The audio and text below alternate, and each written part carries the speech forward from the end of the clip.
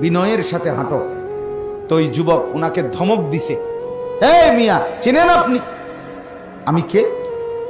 আমা তাআলাম, আপনি জানেন?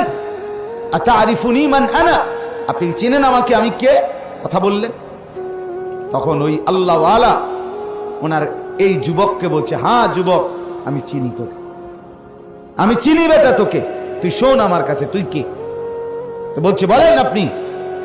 বলছে তুই হলি প্রথম তুই হলি এক ফোঁটা নাপাক দুর্গন্ধময় বীর্য, এরপরে তুই হইলি কিছুদিন পরেই একটা পচা দুর্গন্ধযুক্ত একটা মরা লাশ, আর মাঝখানে এখন তোর পেটের মধ্যে আছে কিছু পায়খানা।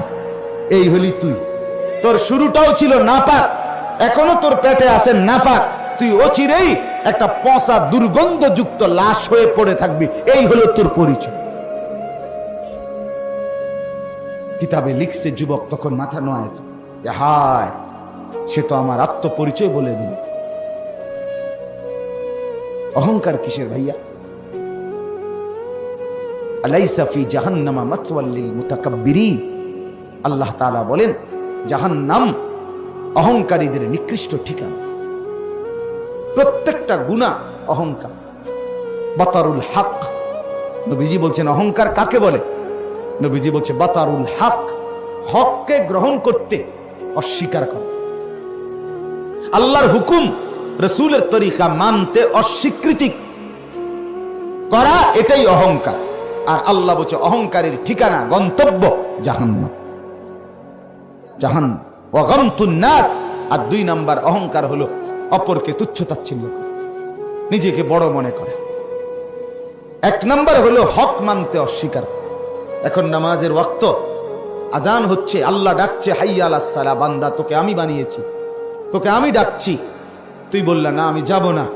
আল্লাহ বলে ঠিক আছে অহংকারী, আমি এর পরিণতি দেখাই দেবো। তুমি ভাত খাইতেছ খা, ঘুম যাবি ঘুমও যাস, এগুলো আমি কুত্তারেও খাওয়াই, এদিকে কোনো আশ্চর্য না, বাদ দুগা খাইস তুই, কিন্তু আমি তোরে বুঝাম, আমি দেখবো তুই কার সামনে অহংকার করলি।